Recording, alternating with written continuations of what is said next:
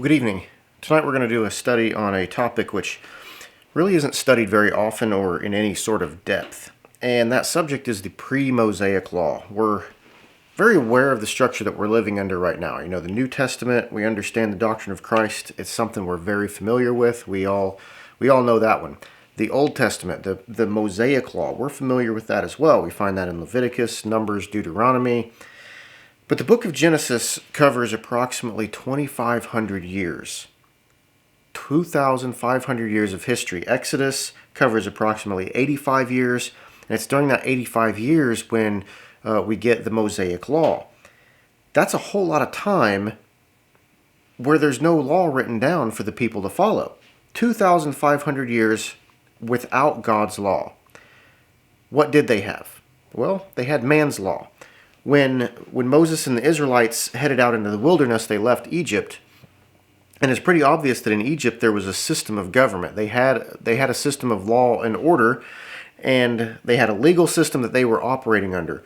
One of the famous sets of laws that kids learn about when they're in school is Hammurabi's Code. That comes from Babylon, and it's dated 1772 BC. That's before Moses' law ever came into existence. Even 100 years before that, we have the Codex of Lipit Ishtar from Mesopotamia. Before that was the laws of Eshnunna, which was a city north of Ur. Before that, dating clear back to 2050 BC, is the Code of Ur-Nammu. That's the oldest set of laws that we are currently aware of, that we have written proof of. And it's very likely that there are lots of other laws that we haven't found, and even older laws. And this is another thing that we have to remind ourselves of. The Israelites, they're not the only ones alive. Even when we read the Bible, we can get sort of tunnel vision. We forget that there's an entire world out there that is not being talked about in the Bible. Before the flood, it is quite likely there were several billion people on the earth. I didn't misspeak, billion with a B. That might sound crazy, but if you were in the lesson we did about a year ago or more, billion people, over a billion people on the earth before the flood. During the age of the patriarchs, it's not just the patriarchs that are on the earth. There are entire societies, there are cultures, there are systems of government, there are legal systems, never mentioned, but all over the earth. And it's interesting to note that most of these other legal systems that we've discovered have laws that are very similar to the ones we find in the book of Moses, or in the laws of Moses. What's completely new about the ones that Moses writes down is the relationship between man and God. All the other sets of laws concern man's interaction with man. How do we treat our neighbor? How do we interact with the people that are around us and within our society? They all regard civil society and property laws. But what was given to Moses was that, and also rules for worship, and how men are to conduct themselves in the sight of God. So where was God before all of this? How are people supposed to know what God wanted for them to do? You know, what's God want me to do for those 2,500 years when we've got no Mosaic law? In Genesis 17 verse 1 it says, "When Abram was 99 years old, the Lord appeared to Abram and said to him, I am God Almighty, walk before me and be blameless." Okay, great, but how? How are you supposed to be blameless? How is Abram supposed to do that if there's no rules for how to do that?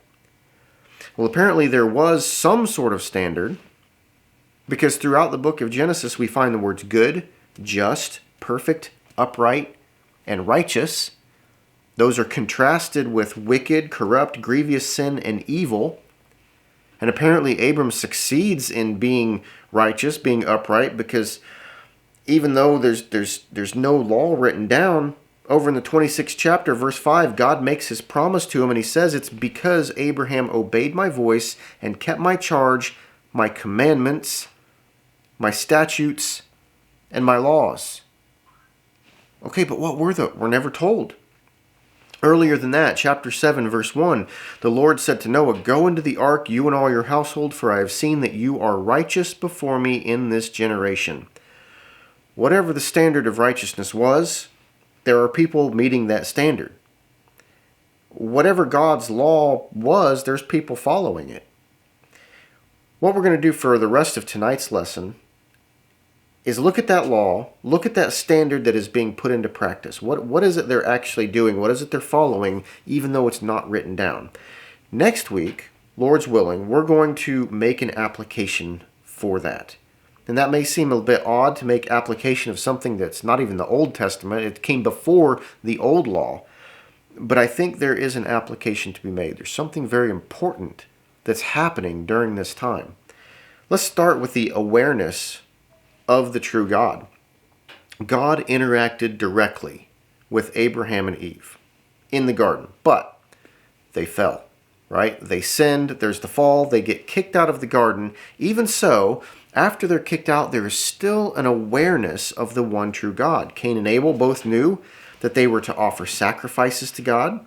In chapter 4, verse 26, it says, "Then men began to call upon the name of the Lord." Whenever God spoke to someone, he was immediately recognized. That was the case with Abraham. Nowhere is it recorded that Abram had to go and look and search for God, but rather God spoke to him, Abraham obeyed. Isaac, Jacob, they both possess the same knowledge. Melchizedek, he's the king of Salem, called a priest of the Most High God. That indicates there's an awareness of God.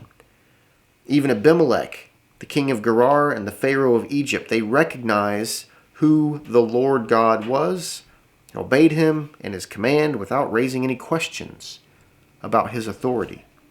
Now that doesn't mean everyone was actually following him. As we know, there were quite a few problems with sin and evil and idolatry taking place. We can see that with Laban and his daughters.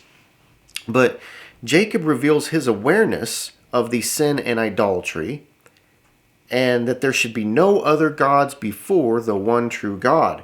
He tells him in 35 verse 2, "So Jacob said to his household and to all who were with him, Put away your foreign gods that are among you, and purify yourselves, and change your garments." Essentially, there's the first two commands that were given to Moses right there. They're already being recognized, right? There's the awareness of the one true God. They know him, and they're not supposed to have these idols that are coming before that one true God.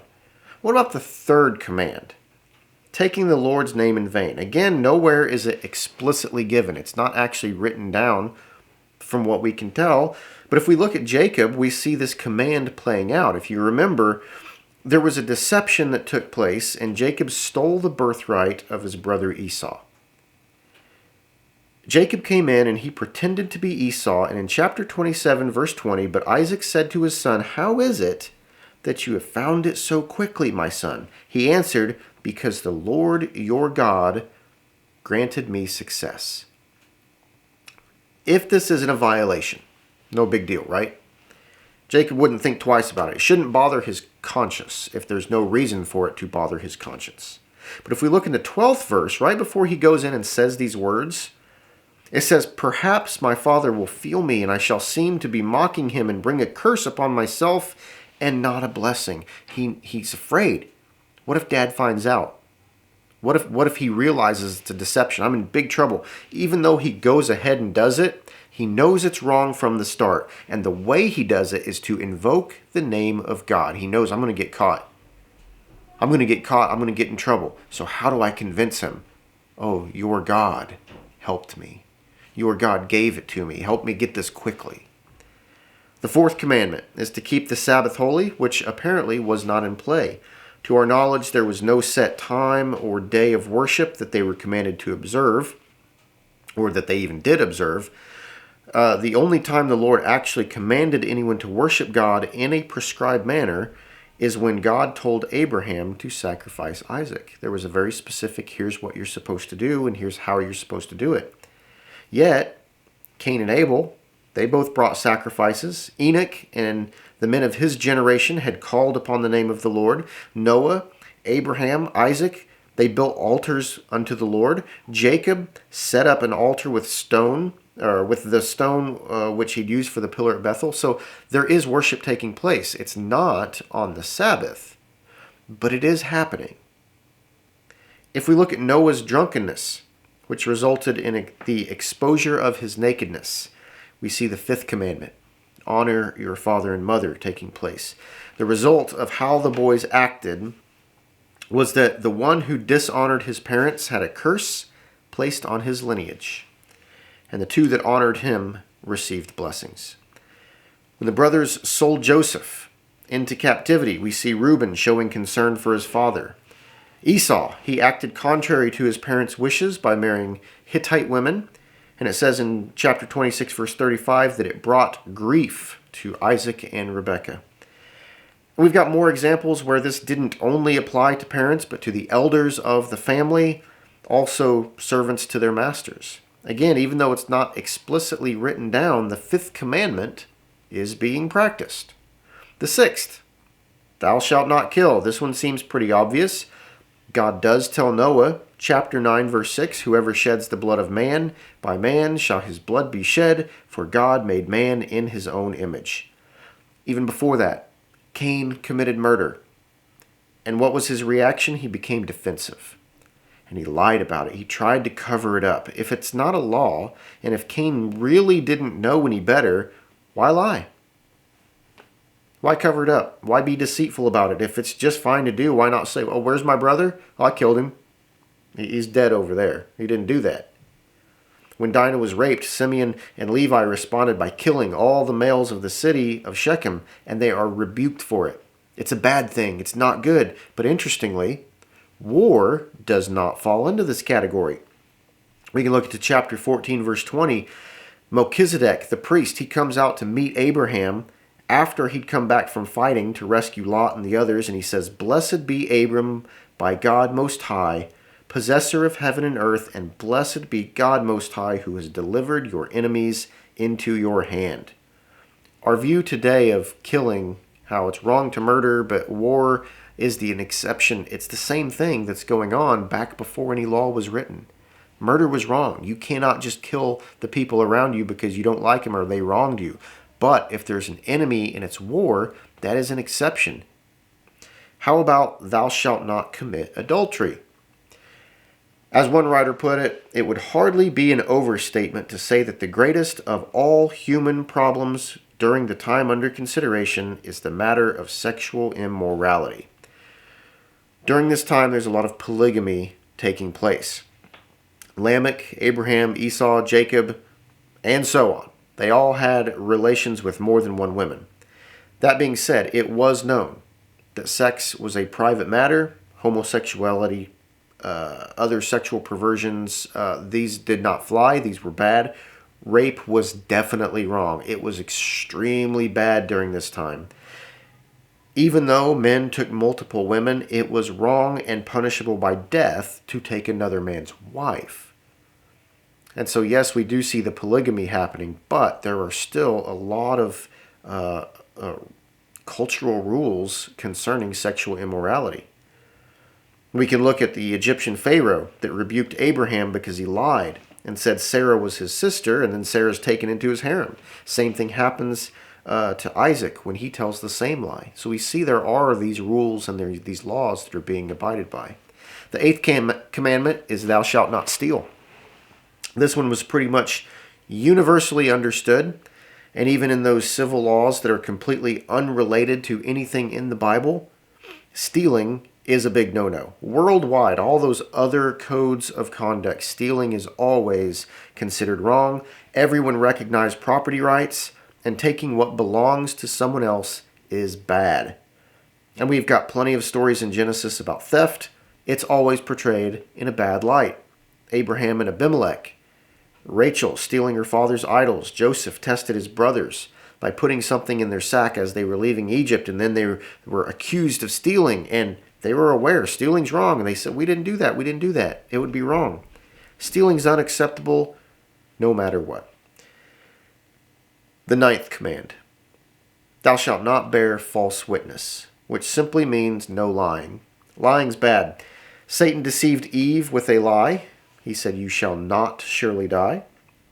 Cain responded to God with a lie about where his brother was. Abraham lied to Abimelech about Sarah. And then Isaac did the same thing by lying to the men of Gerar about Rebekah.